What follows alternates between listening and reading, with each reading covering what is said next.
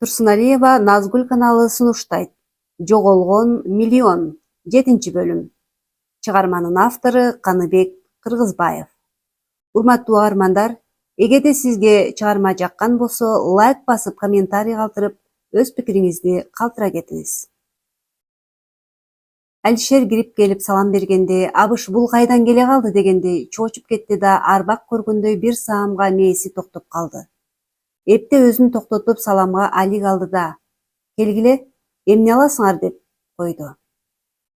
Алишер Абыштын чоочуп кеткенин байкап калды. Ошентсе да кууланып, тааныбаган кишиге окшоп түр көрсөткөнүнө ачуусу келип кетти. Бирок азыр ачуу менен чечилүүчү иш боюнча келген жок. Бир аз сабырлык менен бул маселени чечүү керек эле. "Абыш, кандайсың? Мени унуткан жоксуңбу?" деди Алишер, тигинин жүзүнө тигилип. Абыш таанып турса да, Алишерге үңүлүп, эми гана тааныган кишидей болуп: "Алишерсиңби? Качан кое беришти? Аман эсен келдиңби?" деп Алишердин көңүлүн башка жакка бургусу келди. Алишер сөздү эмнеден баштаарын билбей, дүкөндүн ишин айланта карап алып: "Сен аябай бутка турупсуң го. Карачы, могулардын баары эмне деген акча? Эмне келдиң? Эсиңде болсо, мен сен үчүн абакка түшүп чыктым. Пешенеме Зек деген ат өмүр бою чапталды. Ыя де, а балким сенин ал жакка түшкөнүң пайда болгондур. Карачы, не деген байлык жыйнагансың?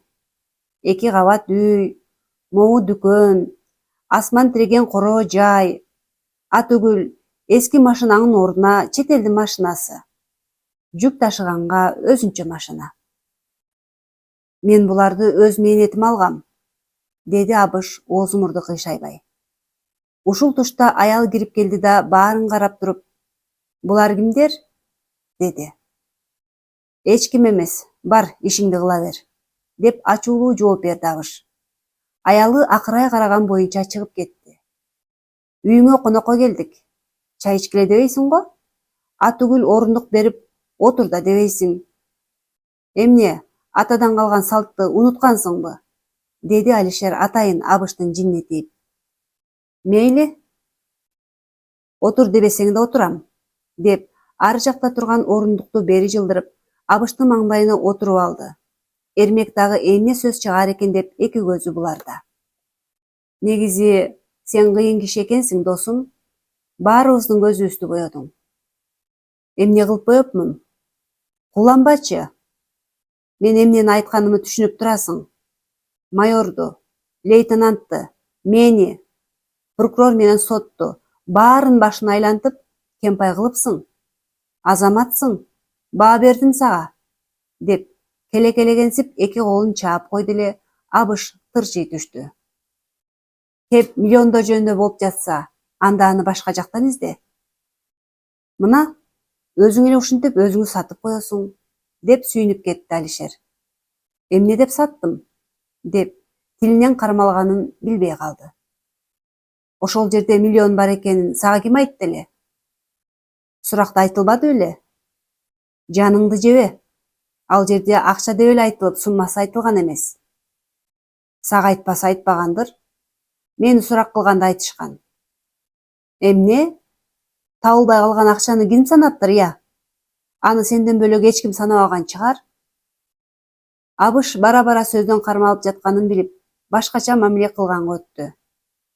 "Мен алган эмесмин. Эгер билсең, сенин күнөөң үчүн камалып чыктым. Эми мени тынч кой. Сен келемишсиң. Катылган акчаны өзүңө ыйгарып алып, эч нерсе болбогондой түр көрсөтөсүң. Байкап сүйлө.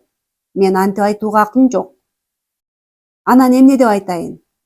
Артыман барып акчаны көмүп жатканымды көрүп, аңдып отурган экенсиң да. Мен кетээрим менен арам оюңду ишке ашырыпсың. А сен далилде менин алганымды. Мына далил", деп Алишер дүкөндүн ичиндеги товарларды колу менен көрсөттү. "Сага дагы кандай далил керек? Абакка чейин кандай жашадың эле? Азыр кандай жашап жатасың? Аны сокурлар да билип жатат". "Эмнени билип жатат?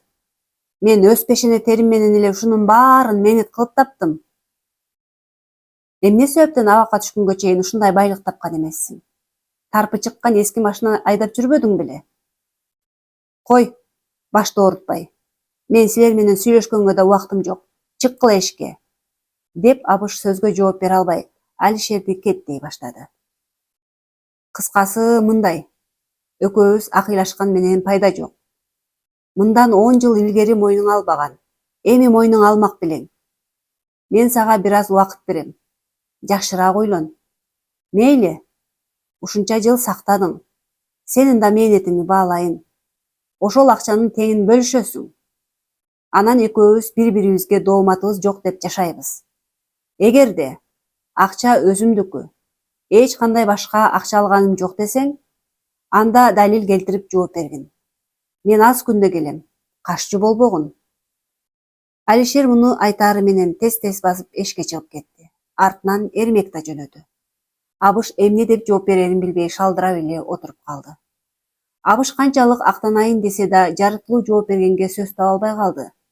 Алишердин акча өзүмдүкү деп далил келтирип жооп бергин дегени Абыштын айласын кетирди. Эми кимге барып карызга акча берген деп айт демегиле. Ага ким ишенет? Бур кырдаалдан чыгууга Абыштын акылы жетпей турду. Милицияга кайрылууга мүмкүн эмес. Эскирип кетсе да бул ишти козгоп жаңыртып жибериши да мүмкүн. Анткени жоголгон миллиондорду далай издеп катуучу болуп топтогон. Бул тууралуу бирөөгө да ооз ачылбайт эле. Алишер аке дейм, мунуң мойнуңа алмак турсун такыр өзүнө жолотпойт го, деди Эрмек. Алишердин артынан жете келип. Мейли, азырынча мойнуна албай турсун. Мен аны каршкылардын мыйзамы менен жашоону үйрөтөм. Биз ачыкта жүрсөк да, тиги жактын жазылбаган мыйзамы менен жашоого тийишпиз. Кылмыш дүйнөсүнүн мыйзамы боюнча ар бир киши өз кылган иши боюнча жооп берүүгө тийиш. Карышкы терисин жамынып жашап, арамза ой жүгүртүп, ички дүйнөсү кара болгон адамды шакал дейт. Колуңда барбы? Братваларга греф киргизип турганды унутпа. Греф деген эмне? Деди Эрмек бул сөздөрдүн бирин түшүнсө да, бирин түшүнбөй. Греф деген өзүң жегениңди башка менен бөлүш деген сөз. Воляда бир бизнесиң болсо же байлыгың болсо, хлебаштарыңы эстеп, азык оокат киргизип турушуң керек. Тиги жакта бир кесим нан болсо да, камералаштарың менен бөлүшүүгө тийишсиң. Дос деген түшүнүк жок. Баары мыйзамга башыйып, ошол мыйзам боюнча жашашың керек. Эгер ага көнбөсөң, жаткан жериң параша болот. Экинчи жолу да кырысалык кылсаң, общакка түшөсүң. Алар эмне деп чечим чыгарса, жазаң ошол, чабылып кетесиң. Буларды уккан Эрмектин төбө чачы тик турду. Эми бул ишиге кандай чара колдоносуз? Алишер аке, деди Эрмек чыдамы кетип. Далил таппаса өзүнө эле кыйын болот. Мындай иштерди көзөмөлдөөчү авторитеттер бар. Аларга кандай сөз таап, косяктан чыгат, ал өзүнүн иши. Зацепкага илинсе, же мойнуна алат, же вышакка кетет. Ушул күндөн кийин Алишер жумушка чыкпай күндө каяккадыр кетет. Каяка барганы тууралуу ооз ачпайт. Эрмектин каякта жүрөсүз деген суроосуна, сен иним бул ишке аралашпа. Бул өтө опурталдуу иш. Экөөбүз чогуу жүрсөк бизди тууган деп да ойлошу мүмкүн. Сага зыяным тийип калбасын дейм да. Аз күндө мен башка жакка чыгып кетем. Неге Алишер аке? Мен жолтоо болуп жатамбы? Жок, Эрмек, сага тескерисинче ыраазымын. Бир жылдан бери ага инидей болуп калдык. Сени таштап кетүү мага да оор. Тиги Абыш деген шакалдык кылып, коркок биринчи кол көтөрөт дегендей, менин барышымы күтпөй кол салышы мүмкүн. Бирок ал суу жүрөк, өзү катыла албайт. Акчалуу неме бирөөнү жалдашы да мүмкүн. Ошондо күбө калтырбай сага да зыян кылып коюшу мүмкүн. Мен ошондон корком. Сен жашсың. Тынч оокатыңы кылып, мындай иштерге аралашпашыңы каалайт элем. Алишердин бул сөзүнөн Эрмек чочулап калды.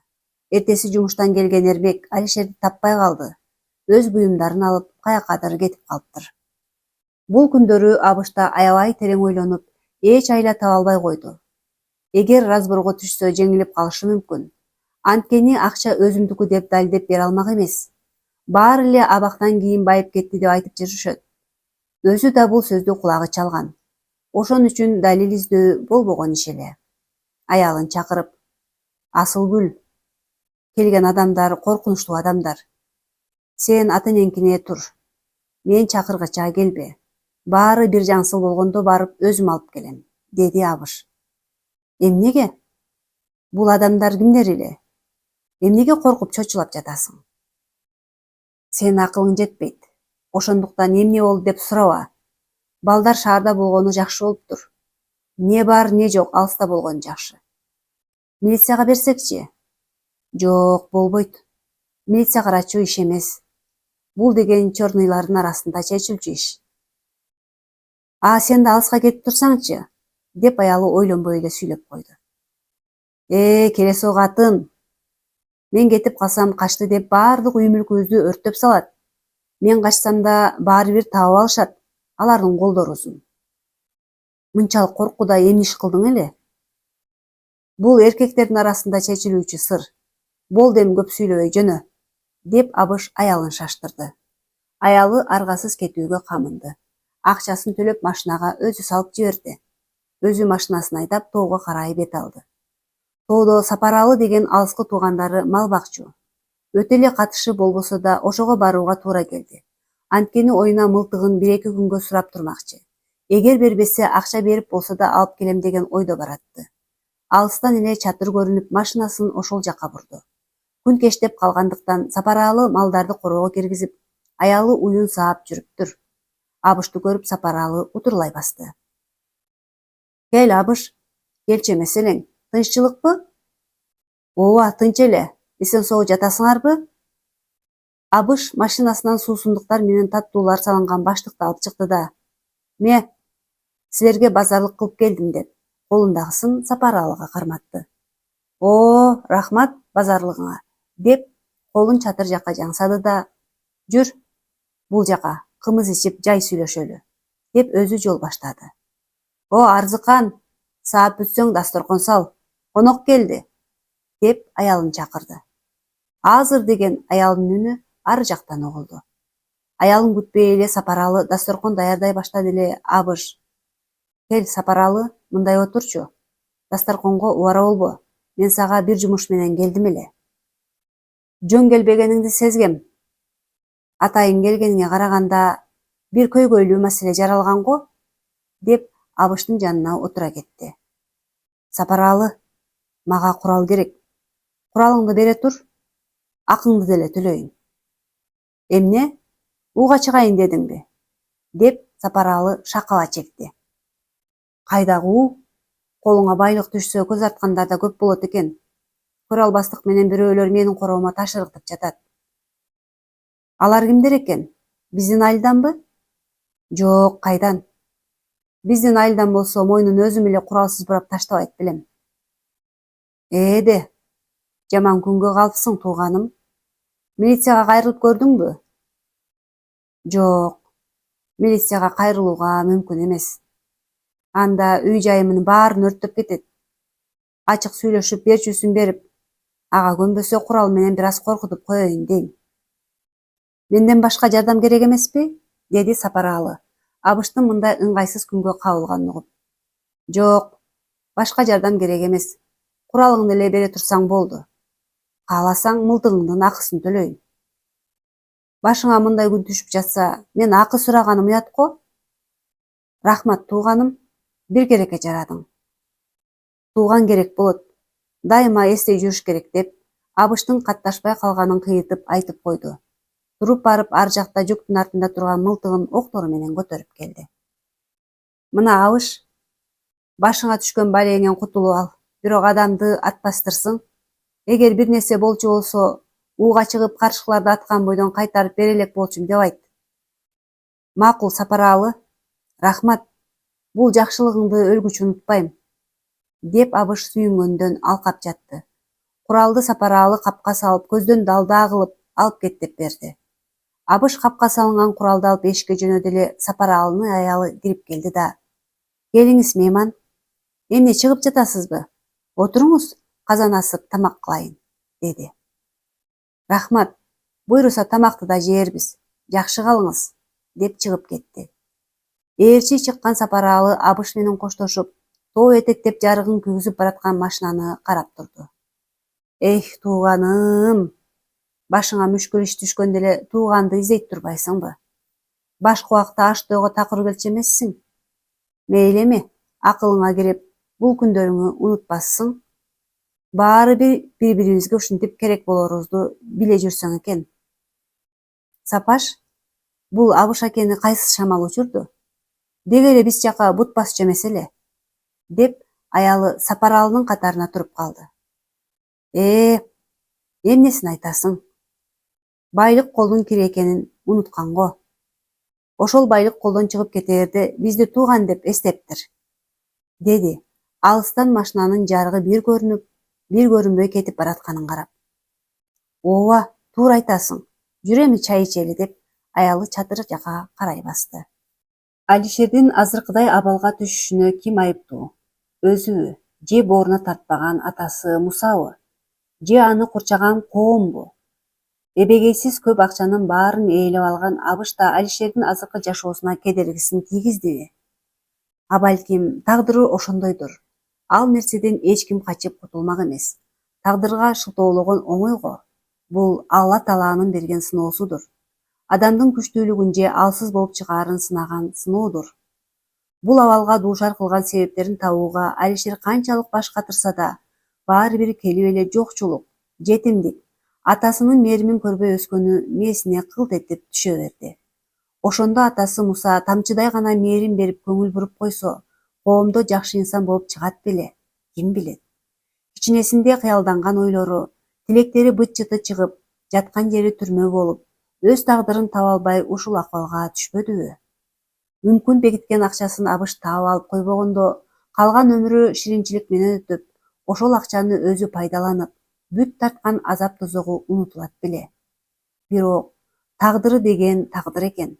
Эмнени жазса, ошону көрөсүң. Пешенесине ушундай тагдыр жазылса, андан каяка качып кутулмак эле. Бирок тагдырын өзү оңдогусу келди.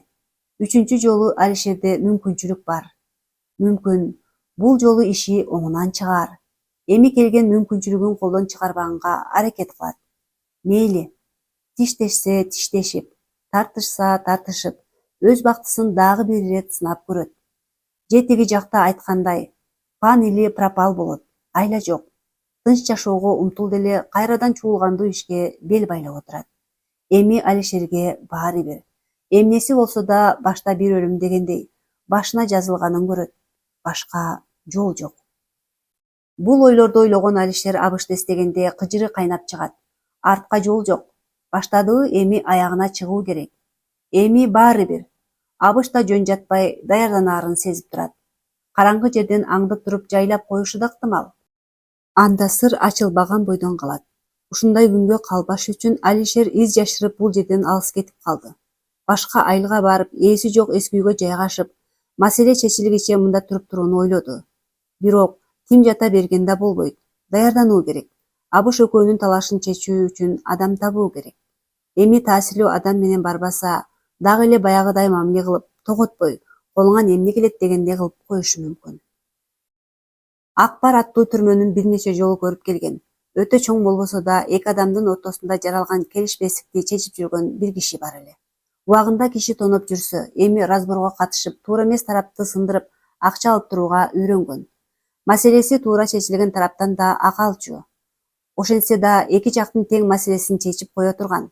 Борзый деген лакап аты менен таанымал болгон кишинин атын укса да өзүн жолуктура элек Алишер ошол кишиге барып, Абыш экөөнүн ортосундагы чечилбеген сырды угуп, анан ким күнөөлүү экенин, эгер күнөөлүү табылса айыпка жыгылууга жана ошонун аткарылышына кепил болуп бер деп айтуу үчүн издеди. Анын байыр алган чайканасы бар эле. Этеден кечке ошол жерде күнүн өткөрчү.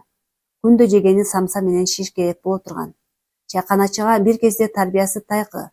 Көчөдө көп жүрүп, каралар тууралуу көп угуп, ошолорду туурачу жигиттер түйшүк жаратып, акы төлөп турасың деп коркуткан учур болгон. Алар түрмөнүн нанын жебесе да өздөрүн отуруп келген сыяктуу көрсөтүп, алсыз соодагерлерди коркутуп, акчага сындырып, далай кордук көрсөткөн эле. Ошондо бул мадыра баштарды ушул акбар эсине келтирип, каралардын мыйзамын түшүндүрүп, эгер тыйылбачу болсо, положениясынын алдында жооп берерин, жооп өтө катуу болоорун мыктап түшүндүргөн эле. Өзүлөрүнүн чоң муштуму менен акча табууга өткөн бул жигиттерди акбар сөзгө сындырып, алдынан чыкпасын эскертип кое берген. Бул мыйзамга туруктуулар гана баш ээрин. Ортодон чыгып, өздөрүн каралар деп эсептеп алгандар катуу жазаланаарын түшүнгөн соң качып жоголушкан. Ошондо ушул чайканачыны бир баледен куткарганы үчүн Акбарга каалаган маалда эшигибиз ачык, сиздин кызматыңыздабыз деп ыраазычылык билдирген. Ошондон бери күн кур эмес Акбар мында. Алишер да Акбарды ушул жерден тапты. Акбар ушул жактабы деп сураштырды эле, эң төркү сөөрүдө тамактанып жатат деп чайканачы көрсөтүп берди. Чакан сөөрүгө чай ичүү үчүн кичинекей стол коюлуп, анда Акбар жалгыз өзү самса менен шишкек жеп олтуруптур. Башындагы чачы жалтырата кырылганга, башындагы тырыштары даана көрүнгөн, мойну жоон, кара торусунан келген киши экен. Салам айтып жанына келген Алишерди бутунан башына чейин карап алып, анан колундагы шишкебегин жей баштады да: "Эмне ишиң бар?" деди жактырбагансып. Алишер да ушул кишиге келип тура эмес кылдым бейм, кете берсемби? Тамактан баш көтөрө албаган адам менин маселеми чечмек беле деп ойлоно түштү. Бирок эмнеси болсо да сүйлөшүп көрөйүн деп чечти. Бул жерде айтчу маселе эмес, деди көзүнө тике карап. Жалтанбай минтип караган кишилерди көптөн бери көрө элек.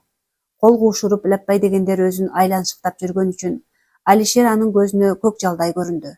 Демек, майда барат нерсе менен келген эмес.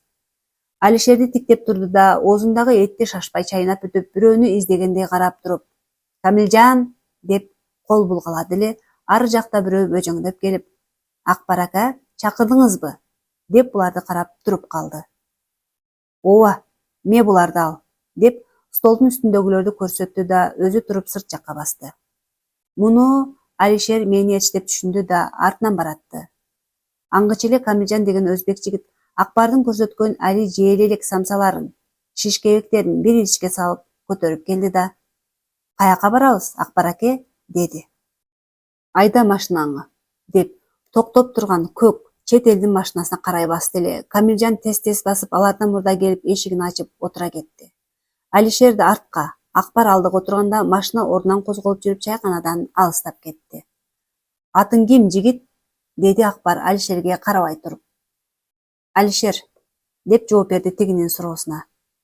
"Качан чыктың?" "1 жылдан ашты." "Маселең ал жакта болгон ишпи же бул жакта болгон ишпи?" деди Акбар дагы суроо берип. "Ошол иш боюнча кесилгенбиз. Бирок чечилбеген сыр калып кетти эле. Эми өзүнөн өзү ачыкка чыкты. Бирок тиги мойнуна албай жатат."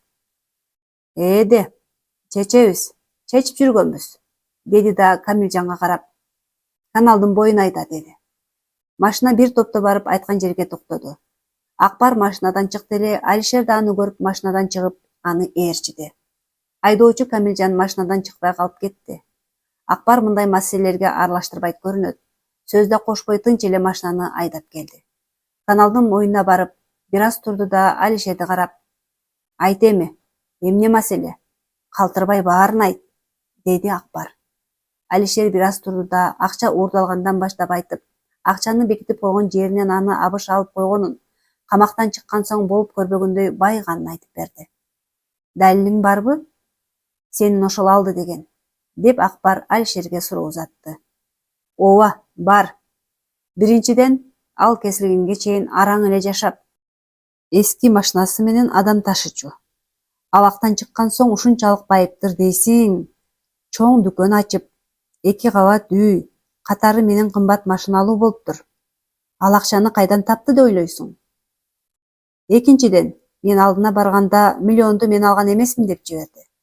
Ал акча табылбаган бойдон калып кеткен болчу. Уурдалган акча канча суммада экенин эч ким билген эмес. Анда миллион сом болгонун кайдан билди? Так, эгерде өзү акча таап байган боюнча далили болсо, өзүң косякка илинериңди билесиңби?" "Ооба, кет башым менен жооп берем." "Жакшы, макул, барып көрөлү. Анан дагы сөзүн угалы. Качан жолугаарыңды айттың беле?" "Ооба, бир күнү келем, качпагын деп эскертип келгем" деди Алишер. "Болуптур, бара көрөбүз. Эгер кырыса болсо, кылган кылмышы үчүн жооп берет." Акбар машинага карай басты эле, Алишер да аны ээрчиди. Алишерди базарга жакын жолго түшүрүп койду да: "Даяр болгон күнү кел. Камилжан үйдү билет" Аны ушул жактан табасың, деп жолун андан ары улашты. Алишер башына түшкөн бул мүшкүл иш ачууга алдырбай, сабырдуулук талап кылаарын туюп турду. Анткени ачуу душман, акылдос дегендей, ачуу менен баарын бүлүндүрүп алаарын билет. Ич дүйнөсүндө жини кайнап, абышты ушунчалык жек көрүп жатса да, жинин сыртына чыгарбоого абзел. Ашыкпаш сүйлөсө өзү гана жапа чегерин жакшы билет. Айтканга чейин сөз сенин кулуң, айтылгандан кийин сен сөздүн кулусуң деген кеп бар. Акбарга айткандары чын чыгып, Абыш мойнуна алса, анда Алишердин күнү тууйт. Эгер жүйөлүү далилдери болсо, анда Алишер сөзүнө жооп бериши керек. Качандыр бир кезде тайкеси Турсунбектин үйүнө тапанча катканын эстей койду. Бул жөнүндө унутуп да койгон болчу. Өз турмушу менен алпурушуп жүрүп, тайкесин да көрө элегеле. Бүгүн ушундай башына түшкөн оор кырдаалда тайкесин эстеп кетти. Барып келүү керек деп ойлоп жатты. Бирок аны тарткан күч тайкеси эмес, катылган курал болуп жатты. Не бар, не жок, этиятынан даярданып алууну чечти. Албетте, Абыш да жөн жатып албагандыр. Ошончо байлыктан кол жууш оңойго турбаса керек. Эртеси тайкесинин үйүнө барган Алишер үйдөн эч кимди таппады. Тайкеси үйдө жок, үйдүн дарбазасы сыртынан кулпулуу экен. Жылчыктан үй ичин карады эле, көптөн бери эч ким жашабаганы көрүнүп турат. Ары жагы, бери жагы 10 жылдай убакыт өтүп кетиптир. Тайкеси тирүү болду бекен деп ойлой кетти. Анан короонун дубалынан ашып өтөйүн деп, ыңгайлуу жерин таап, эки кол менен дубалга чап жармашып, эми гана секирип өтөйүн деп жатканда аялдын үнү чыгып: "Ай, ой жигит, каяка барасың?" деди. Алишер колун тартып алып, үн чыккан жакка караса, бир улгайып калган аял бери карай басып келатыптыр. "Сен кимсиң? Бирөөнүн дубалына эмне жабышасың?" деп ачуулуу үн чыкты. "Арыбаңыз, апа. Мен Турсунбек аксакалдын жээни болом. Учурашып кетейин деп кайрылдым эле, эч ким жок экен. Ошону билейинчи деп эле асылып карап жаттым эле", деди Алишер ыңгайсыздана түштү. Жээни болсоң, каякта экенин билбейсиңби?" "Жок, апа, билбейм. Мен алыста жүрүп келдим эле. Эч нерседен кабарым жок." Турсунбек карып калды байкуш. Шаарыңарда жашай албайм деп кетпей жүрдү эле. Бирок аш оокаттан кыйналып кеткенин көргөн балдар ой боюна койбой алып кетишкен. Ошондойбу? Көп болдубу? 3пү, 4пү, айтор көп деле болуп калды. Мында эч ким келбейби? Ара тоrodо балдары кабар алат. Бирок мында эч кимиси жашабайт. Рахмат, апа, жакшы маалыматыңыз үчүн. Мен анда ошол жакка барайын. Макул, балам, деди аял жай гана. Алишер коштошуп жолдон ары өтүп шыпылдай басып кетти. Азыр бирөөнүн көзүнө чалдыкпай турууну чечти.